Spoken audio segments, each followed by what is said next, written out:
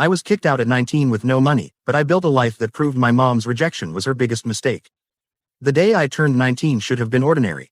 Instead, it was the day my mother handed me a duffel bag and told me to get out. No celebration, no cake, not even a simple, happy birthday. Just a door closing behind me. I grew up in Brisbane, Australia, in a small weatherboard house that always smelled faintly of detergent and eucalyptus cleaner. My mum, Laura, believed appearances were everything. The lawn had to be perfect. The windows had to shine.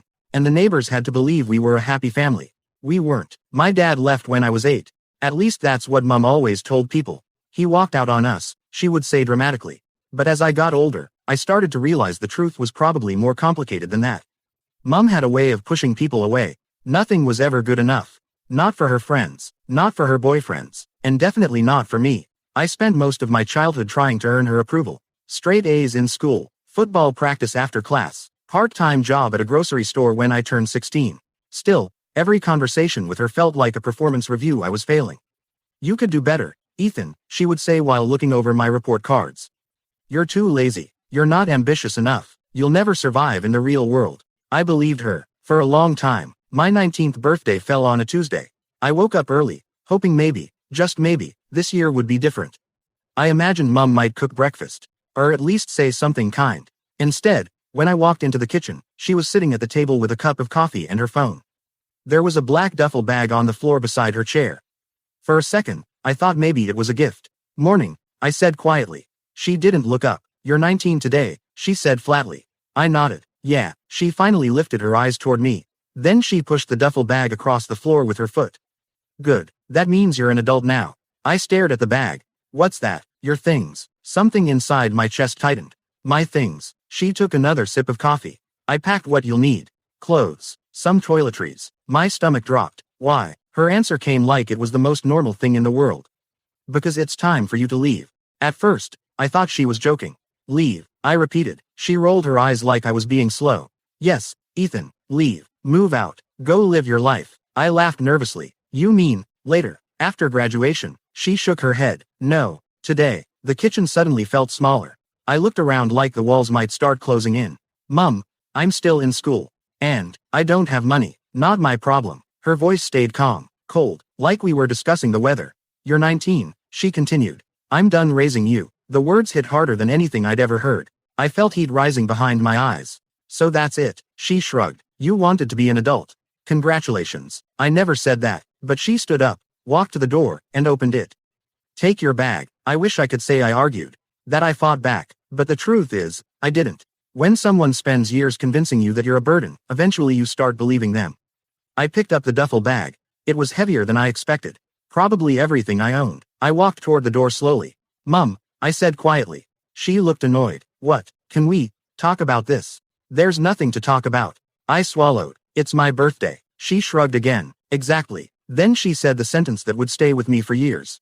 "Consider this your gift." The door closed behind me 5 seconds later, and just like that, I was homeless. I stood on the footpath outside our house for a long time. Cars passed. Birds chirped in the trees. Life kept moving like nothing had happened. But everything had changed. I looked down at the duffel bag in my hand. That bag was my entire life now. Clothes, a toothbrush, some notebooks, no money, no home, no plan. I checked my phone. No messages, no birthday wishes, nothing. For a moment, I thought about knocking on the door again, begging her to let me stay. But something inside me stopped. If she wanted me gone that badly, then maybe I should go. The first place I went was school. It felt strange walking through the gates knowing I didn't have a home anymore. Classes blurred together. Math, history, English. I couldn't focus on any of it. All I could think about was one question. Where would I sleep tonight? When the final bell rang, students flooded the hallways laughing and talking about their plans. Birthday dinners, parties, family. I walked in the opposite direction, toward the city. That night, I slept on a park bench near the Brisbane River. The air was colder than I expected. I used my duffel bag as a pillow. At first I thought I wouldn't sleep at all, but exhaustion eventually took over. Cars hummed in the distance. Water moved slowly beneath the bridge, and I stared up at the sky wondering one thing. How could a mother throw away her own son? The next morning was worse. I woke up stiff and freezing. My back hurt. My clothes smelled like damp grass. I found a public bathroom and splashed water on my face. Then I went to school like nothing had happened. No one noticed, or maybe they just didn't care. Days started blending together after that. School during the day, survival at night. Sometimes I slept on benches. Sometimes under a bridge. Once, I hid behind a community center until morning. The hardest part wasn't the cold. It wasn't the hunger. It was the silence. Not once did my mother call. Not once did she text. It was like I had never existed. 2 weeks later, everything finally began to change. And it started with one simple question. A question no one had asked before. Ethan, are you okay? The voice belonged to my guidance counselor, Mrs. Carson, and that moment would end up saving my life. The first night on the park bench was terrible. The second night was worse. By the third night, I started realizing something terrifying. This might not be temporary. This might be my life now. I woke up before sunrise most mornings because the cold air along the Brisbane River cut through my clothes like a knife. The wooden bench dug into my back, and the sounds of early joggers passing by made it impossible to sleep past dawn. Every morning followed the same routine. I grabbed my duffel bag. I walked to the nearest public restroom. And I tried to make myself look like a normal student again. I brushed my teeth with cold water from the sink. I washed my face quickly. Sometimes I even tried to fix my hair using the reflection in the metal soap dispenser. Then I walked to school like nothing was wrong. No one could know. If people found out I was homeless, everything would fall apart. At school, I became an expert at pretending. I laughed when my classmates joked. I took notes during lectures. I turned in assignments on time. From the outside, I looked like any other student trying to finish his final year. Inside, I was exhausted, hungry, scared. The hardest part was food. I only had about $12 in my wallet when my mother kicked me out. That money disappeared fast, so I started surviving on whatever I could find. Leftover sandwiches in the school cafeteria. Half-finished drinks people abandoned on tables.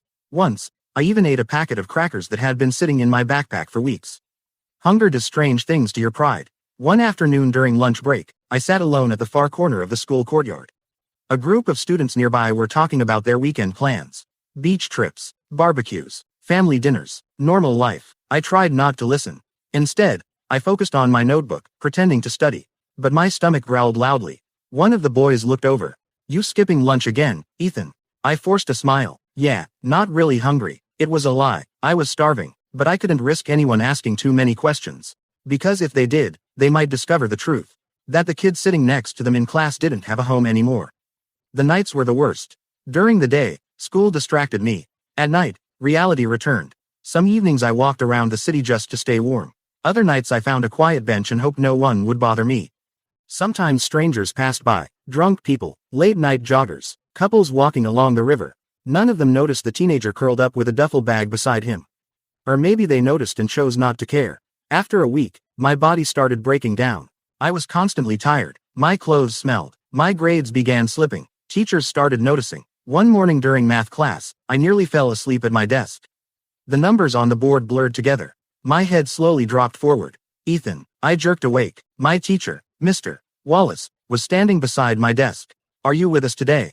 The entire class turned to look at me. He'd rushed to my face. Yeah, sorry. He studied me for a moment. You look exhausted. I stayed up late studying. Another lie. He didn't seem convinced, but he nodded and walked away. I could feel the eyes of my classmates still on me. That was the moment I realized something. I couldn't keep this up forever. Sooner or later, someone would figure it out. The weather changed halfway through the second week. Rain rolled into Brisbane overnight. Heavy rain. The kind that soaked everything. That night, my usual park bench was useless. Water dripped from the trees, and the wind made the river look rough and angry. I walked for nearly an hour looking for somewhere dry. Eventually, I found a bus stop with a small roof. It wasn't comfortable, but it was shelter. I curled up on the metal bench and wrapped my jacket around myself.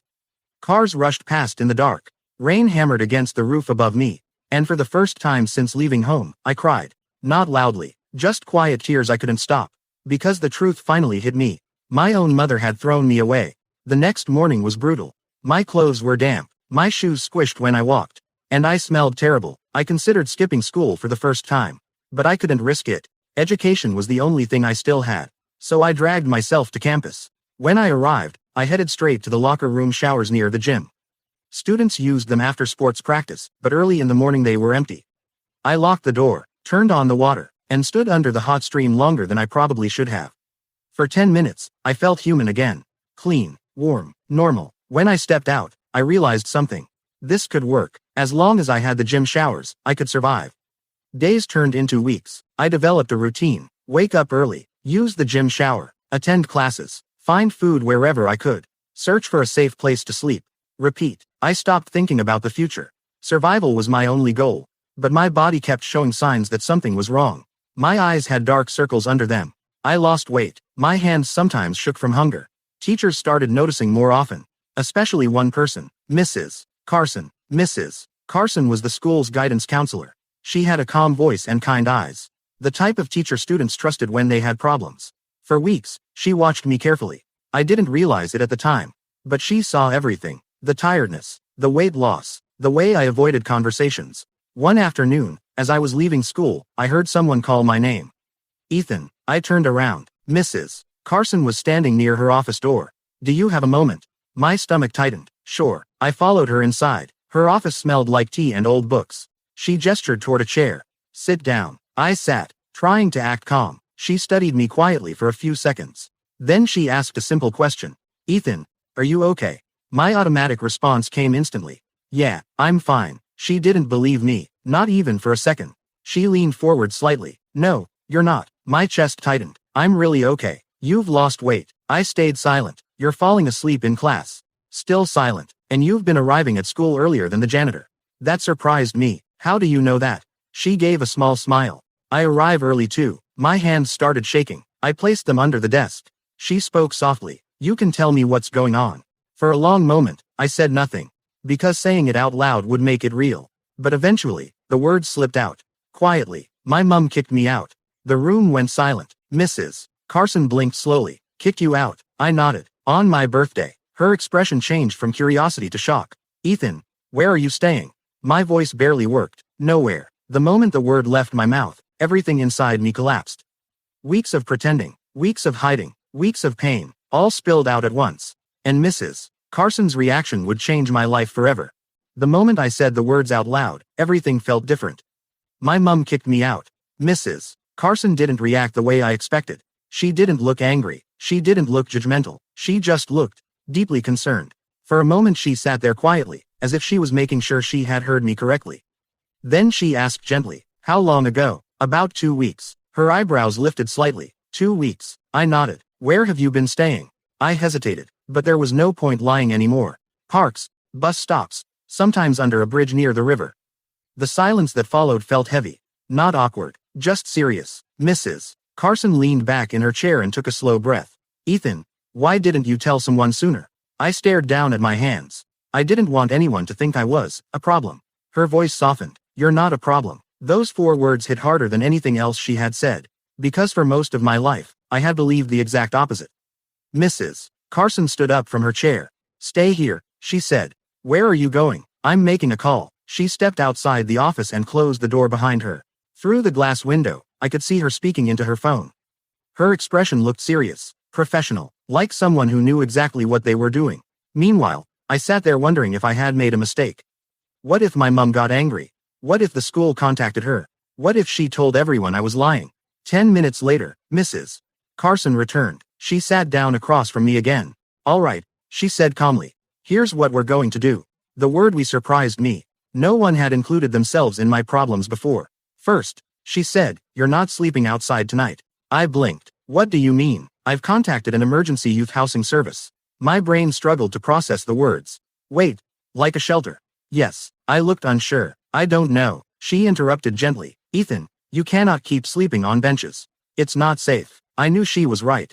But part of me still felt embarrassed. What if they don't have space? They do. How do you know? She smiled slightly. Because I just arranged it. My chest tightened with a strange feeling.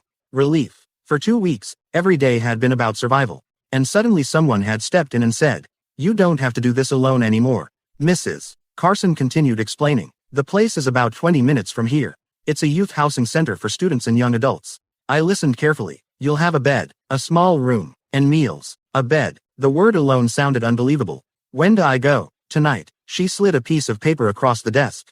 An address. And a name. Tell them I sent you. Before I left her office, Mrs.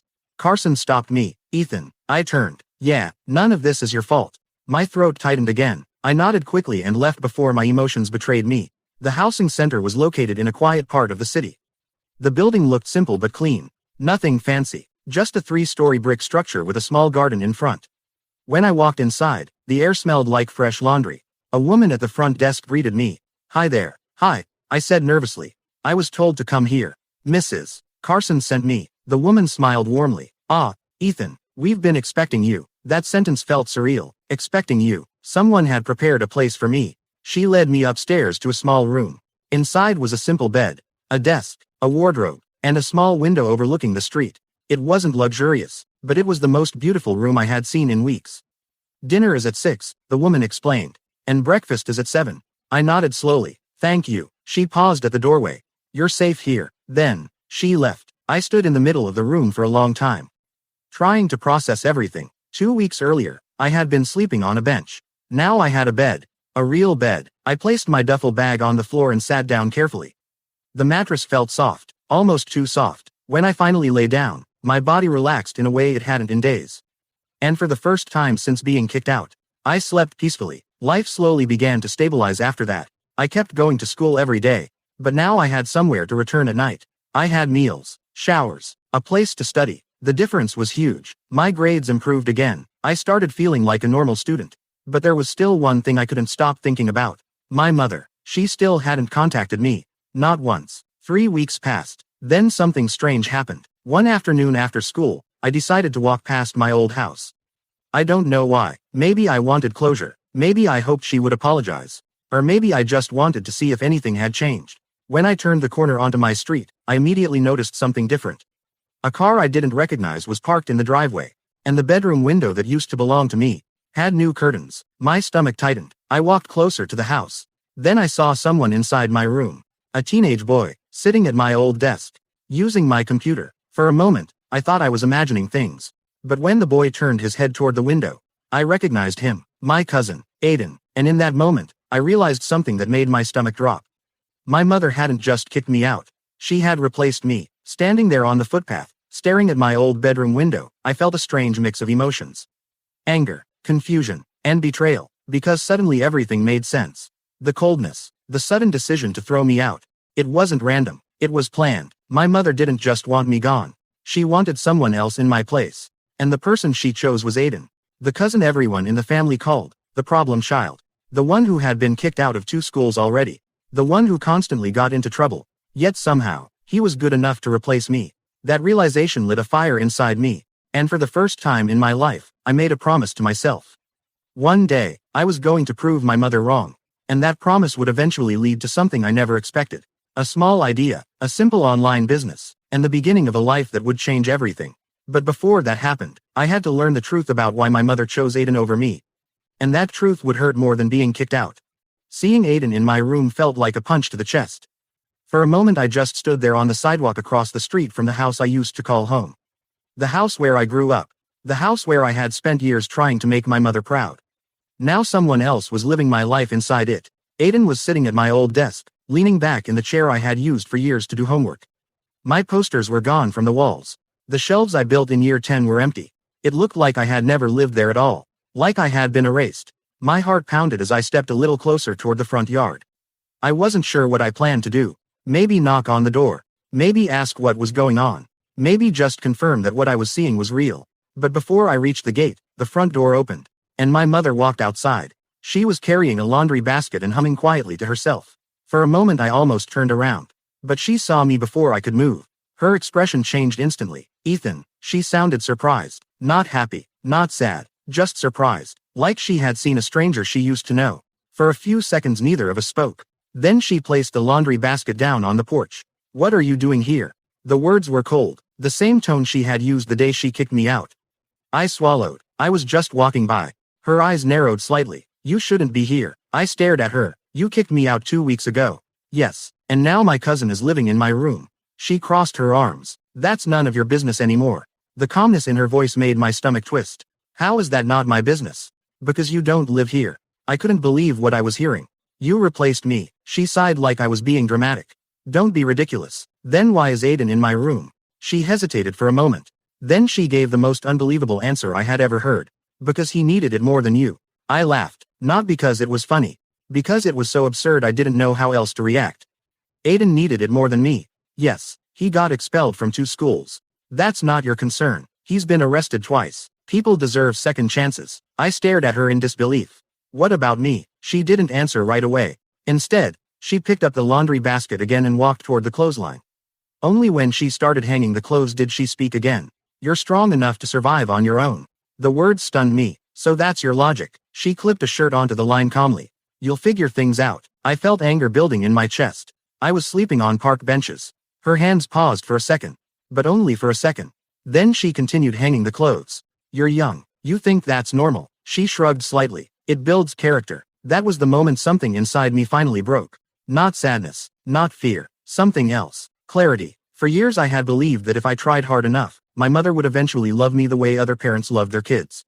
But standing there in that yard, watching her calmly hang laundry while talking about my homelessness like it was a life lesson, I realized something important. She wasn't going to change. She didn't regret what she did.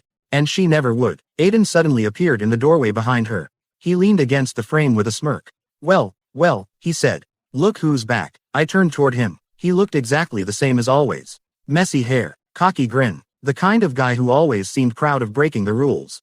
You enjoying the streets? He asked. I didn't answer. My mother spoke instead. Aiden, go back inside. He ignored her. Nice bag, he added, pointing at the duffel over my shoulder. Still carrying your whole life around. I felt my fists clench. But I forced myself to stay calm. Why are you here? I asked him. He grinned wider. Aunt Laura invited me. Why? He shrugged. Because she needed someone around who wasn't boring. My mother finally turned toward him. That's enough. But the damage was already done. I looked at her one last time. So this was the plan. What plan? You kick me out, and bring him in. She sighed again like I was exhausting her. You're overthinking this. No, I'm finally understanding it. Her expression hardened slightly. If you're finished, I have things to do. That was it. No apology. No explanation. Just dismissal. Like I had never mattered in the first place. I walked away from the house slowly. Neither of them tried to stop me. As I reached the corner of the street, I heard Aiden laughing behind me. But this time something inside me was different. For the first time since my mother kicked me out, I wasn't just hurt. I was determined. Because now I had nothing left to lose. That night back at the youth housing center, I couldn't stop thinking about what had happened. About Aiden. About my mother. About the life I used to have. One of the staff members noticed I was still awake in the common room. His name was Marcus. He worked the evening shifts and often helped students with job searches or study plans. You look like you've got a lot on your mind, he said. I nodded. Just thinking. He sat down across from me. About your future. Something like that. Marcus smiled slightly. You know something interesting about people who go through hard situations. What? They usually end up stronger than the people who had everything handed to them. I thought about Aiden. About my mother. And about the park benches. Maybe, I said. Marcus leaned forward. So what do you want to do with your life? No one had asked me that question in a long time. I thought about it for a moment. I don't know yet. That's okay, he said. But whatever you choose, make sure it's something that proves the people who doubted you wrong. Those words stuck in my mind. Because suddenly an idea started forming. A small idea, something simple, something I could build myself. And that idea would eventually turn into a business called Packlight. The business that would change my life. And the same business that would one day make my mother realize. Kicking me out was the biggest mistake she ever made. After seeing Aiden living in my old room, something inside me changed. Before that moment, I had been surviving. Just surviving. Getting through school, eating whatever food I could find. Trying to pretend my life hadn't completely fallen apart. But after that day, survival wasn't enough anymore. Now I had a goal. I wanted to build a life so successful that my mother would eventually realize one thing. Kicking me out had been the worst decision she ever made. Life at the youth housing center slowly became normal. I had a small room, regular meals, and a quiet place to study. Compared to sleeping on benches, it felt like luxury. The staff there also helped students find part-time work. After a few weeks, I got a job at a small convenience store near the train station. The pay wasn't great, but it was something. I worked evening shifts after school, stocking shelves, cleaning counters, helping customers find snacks or drinks. Most nights were quiet, which gave me a lot of time to think. And thinking is dangerous when you're trying to rebuild your life. Because the more I thought, the more I realized something. I didn't just want a job. I wanted independence. Real independence. The kind where no one could ever throw me out again. One evening during my shift, a customer walked in carrying a huge hiking backpack. It looked heavy enough to break someone's back. He placed it on the counter while paying for a bottle of water. I couldn't help staring at it. That looks painful, I said. The man laughed. You have no idea. He lifted the bag slightly and dropped it again. I'm going backpacking for 3 weeks. 3 weeks. Yep. Across parts of Queensland. I looked at the massive bag again. You need all that, he smiled. Not really, but when you're traveling, you end up packing things you don't need. That sentence stuck in my mind. Packing things you don't need. Later that night, when the store was quiet, I opened my phone and started searching online. Travel gear, backpacking tips, minimalist travel. The deeper I went, the more I noticed something interesting. A lot of travelers were talking about the same problem. Their bags were too heavy. People were constantly trying to travel lighter. Smaller bags, better packing systems, smarter organization. That's when a small idea appeared in my head. What if I created products that helped people travel lighter? Simple gear, smart designs, affordable prices, products that solved real problems. I wrote 2 words in my notebook that night. Pack Light. Eventually, that name would become Packlight. But at that moment, it was just an idea scribbled on paper. The problem was money. I barely had enough to pay for basic things. Starting a business felt impossible.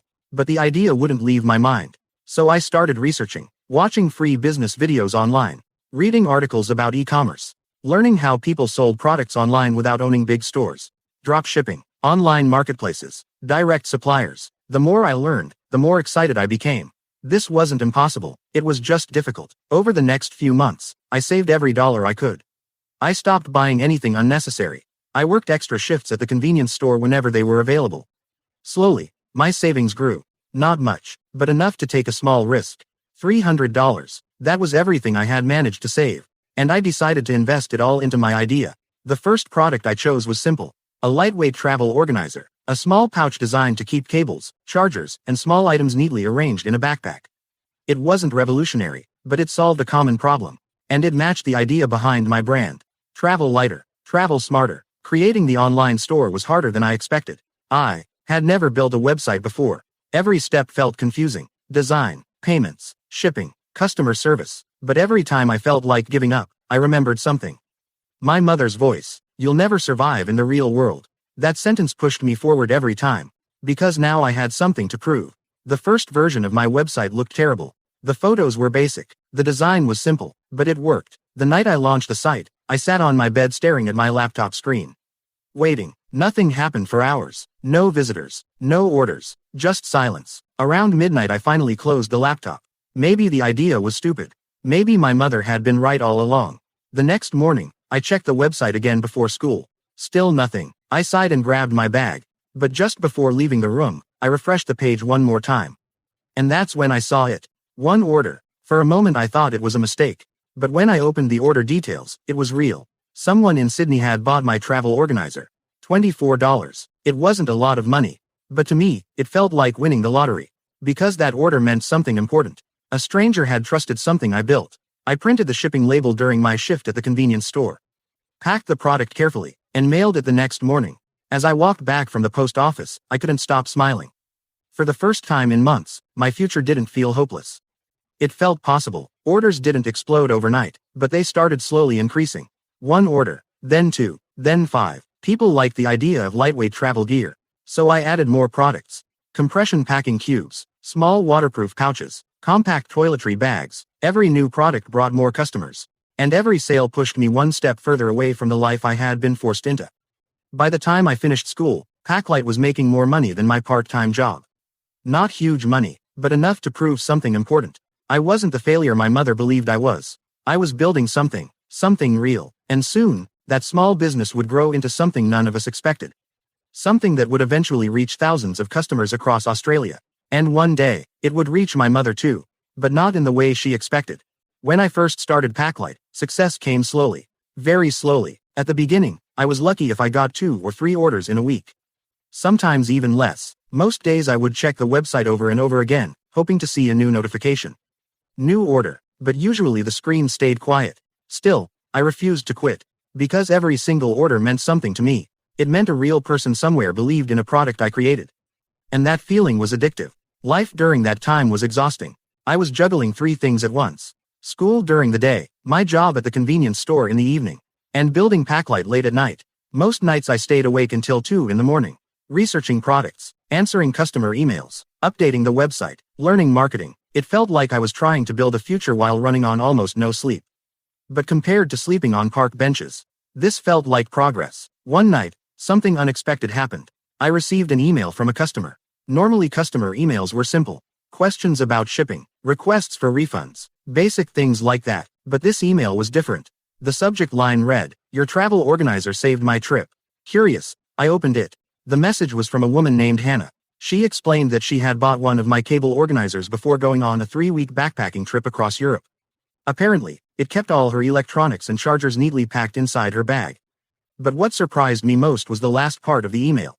She had written a review about the product. Not just anywhere, on her travel blog, and according to her message, thousands of people followed that blog. I didn't think much about it at first.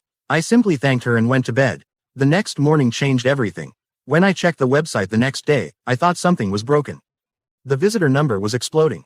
Hundreds of people were visiting the store every hour. I refreshed the page again. And again, orders started appearing faster than I had ever seen before. 5 orders, 10 orders, 20 orders. My phone kept vibrating with new notifications. At first I thought it was some kind of glitch. But when I opened Hannah's blog post, I understood. She had written an entire article about traveling with lightweight gear. And right in the middle of it, she recommended Packlight. She even included photos of my product inside her backpack. At the bottom of the article she wrote something that made my heart race. If you want a simple solution to keep your travel gear organized, check out Packlight. It's one of the best small travel brands I've discovered this year. Within 24 hours, I received more orders than I had in the previous 2 months combined. My tiny bedroom in the youth housing center quickly turned into a mini warehouse. Boxes stacked against the walls. Shipping labels covering my desk. Packing tape everywhere. I spent every free moment packaging orders. Sometimes I worked until 3 in the morning just trying to keep up. The staff at the housing center even started joking about it. One night Marcus walked into the common room and looked at the pile of boxes next to me. "Ethan, are you secretly running Amazon from your bedroom?"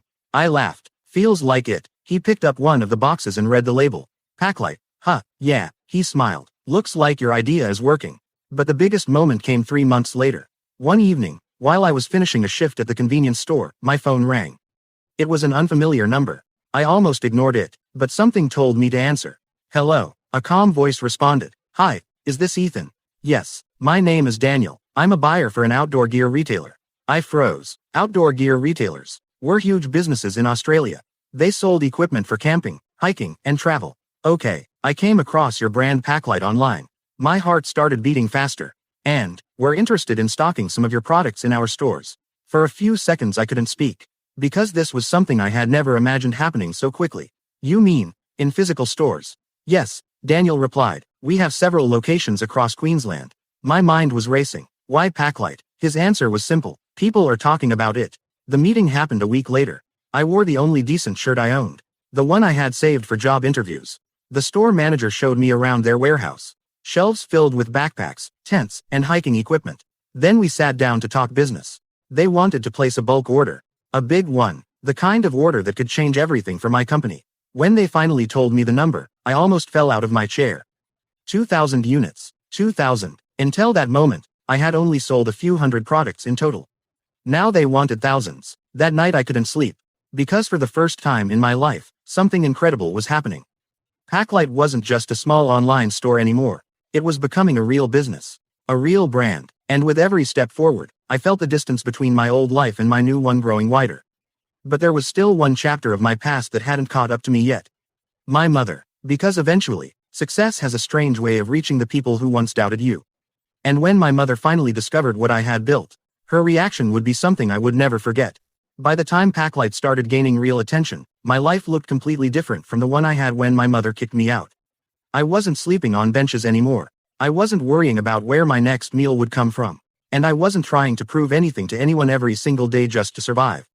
Instead, I was running a growing business. It still felt surreal sometimes. Just a year earlier, I had been a homeless student trying to finish school.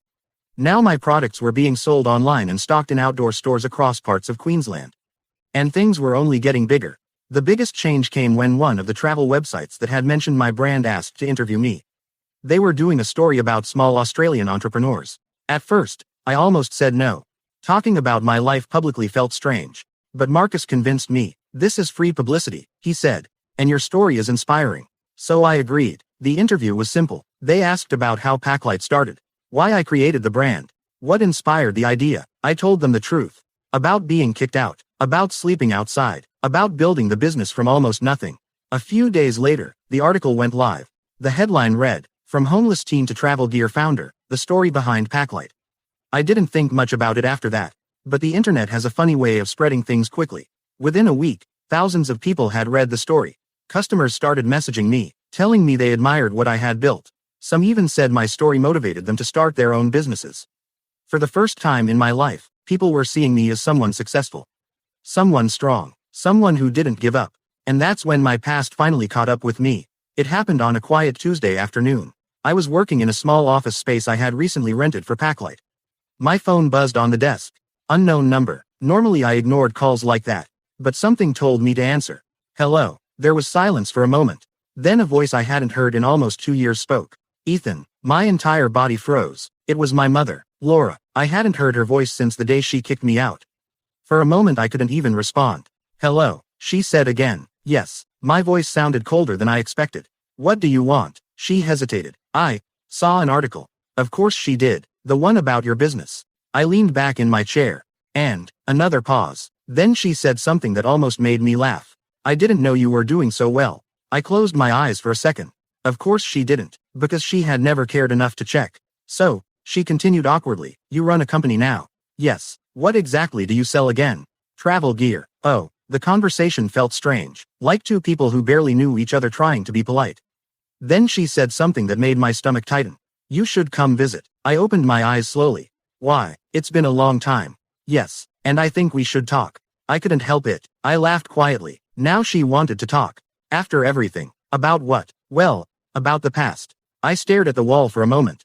Because the truth was simple. The past had already changed my life. And not because of her. Because of me. What about Aiden? I asked suddenly. She sounded surprised. What about him? Is he still living there? There was a brief silence. No, I wasn't shocked. People like Aiden rarely stay in one place long. What happened? He moved out. That answer felt strangely satisfying. Where did he go? I don't know. Of course she didn't. Just like she hadn't known where I went when she kicked me out. Then she asked the question I knew was coming. How big is your company? I almost smiled, because suddenly everything made sense. This wasn't a concerned mother calling her son. This was someone curious about success. Curious about money. Curious about opportunity. It's doing well, I said calmly. That's good. She hesitated again. Then she said it. You know, I always believed you would figure things out. For a second I couldn't believe what I was hearing. Always believed. That was the story she wanted to tell now. You kicked me out with a duffel bag. That was tough love. I shook my head slowly. You call that tough love? It made you stronger. I couldn't stay quiet anymore. No, I said firmly. It made me homeless. The silence on the phone was long this time. Eventually she spoke again. Well, look how it turned out. That sentence said everything. She wasn't apologizing. She was rewriting the story. In her version, kicking me out had been some kind of brilliant parenting strategy. Something that pushed me toward success. I realized in that moment that she would never understand the truth. The nights on benches, the hunger, the fear, the loneliness, none of that mattered to her. Only the result mattered. Why did you call? I asked finally. I told you to talk. No, I said quietly. You called because you saw the article. She didn't respond. 2 years, I continued. 2 years without a single message. I thought you needed space. I laughed again. You threw me out. Ethan, I'm busy, I said. Then I ended the call. For a long time, I sat there staring at my phone. Not angry, not sad, just calm, because something had finally become clear. My success wasn't revenge. It wasn't about proving anything to my mother anymore. It was about the life I had built without her. And the final chapter of that story was still waiting to happen. Because a few weeks later, I would see her again, face to face, and that conversation would finally bring everything full circle. After that phone call, I thought I was done with my mother. I had said what I needed to say. I had ended the conversation. And honestly, I expected that to be the last time I would ever hear from her again. But life has a strange way of bringing things back around. 2 weeks later, I saw her again, in person, and it happened in a way I never expected. By that time, Packlight had grown far beyond the small idea I started in my bedroom. We had expanded our product line: travel organizers, compression packing cubes, lightweight travel pouches, compact toiletry bags. Outdoor retailers across Queensland were selling our products, and our online store was shipping orders all across Australia. I had even hired 2 employees to help with packaging and customer service. For the first time in my life, I felt stable. Not just financially, mentally too. I had built something real. Something no one could take away from me. One weekend, Packlight was invited to participate in a travel and outdoor gear expo in Brisbane. It was a big event. Hundreds of vendors, thousands of visitors, companies showcasing backpacks, camping equipment, hiking gear, and travel accessories. And now Packlight had a booth there too. Standing in that expo hall felt surreal. A year earlier, I had been sleeping outside near the Brisbane River. Now I was standing in a business exhibition representing my own brand. Marcus even came to the event to support me. When he saw the Packlight booth, he laughed. I remember when this was just boxes in your bedroom. Yeah, I said, me too. The expo was busy all morning. Customers stopped by the booth to check out our products. Some had already heard about the brand online. Others were discovering it for the first time.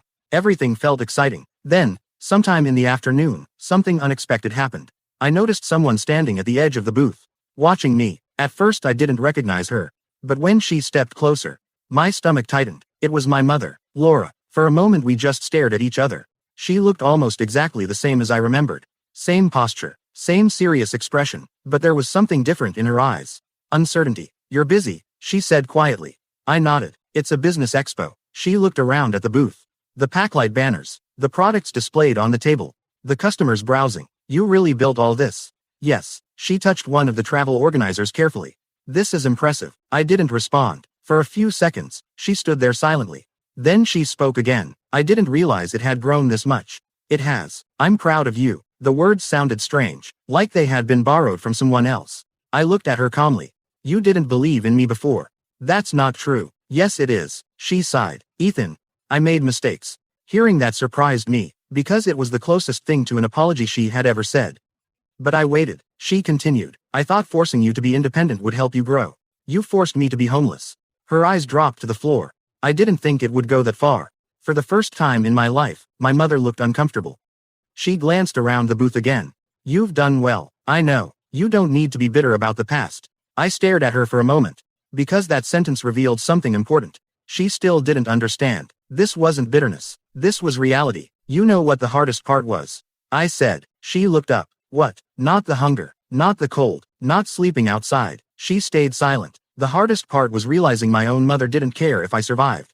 Her face tightened. I did care. No, I said calmly. You cared about appearances. The truth hung in the air between us. After a moment she asked quietly. So, what happens now? It was an interesting question. Because I realized something. For years I had imagined this moment. Imagined confronting her. Imagined proving her wrong. But standing there now, I didn't feel angry anymore. I felt free. What happens now? I said slowly, is that I keep building my life. And you? She looked confused. What do you mean? You go back to yours. She opened her mouth slightly. Like she expected something else. Maybe forgiveness. Maybe reconciliation. Maybe a second chance. But some things in life can't be undone. I'm glad you're successful, she said finally. Thank you. I always knew you were capable. This time I didn't argue. Because it didn't matter anymore. Her version of the story wasn't my problem. Before leaving, she asked one last question. Do you ever think about coming home? I looked around the booth. At the customers. At the Packlight logo. At the life I had built from almost nothing. Then I looked back at her. I already did, I said. This is my home now. She nodded slowly. Then she turned and walked away into the crowd. And just like that, it was over. No dramatic ending. No shouting. No revenge. Just closure. Later that evening, after the expo ended, Marcus helped me pack up the booth. He noticed I seemed quieter than usual. You okay? He asked. Yeah, you looked like you were talking to someone serious earlier. It was my mum. He raised his eyebrows. The one who kicked you out. Yeah, and I thought about the conversation for a moment. Then I smiled slightly. I realized something important today. What? The best revenge isn't revenge. Marcus nodded. So what is it? I placed the final Packlight box into the van. Living a life so good that the people who doubted you can't ignore it. And that's exactly what I did. I kept building. I kept growing. And every step forward proved the same thing. My mother didn't destroy my future when she kicked me out. She accidentally forced me to create one. And that turned out to be her biggest mistake.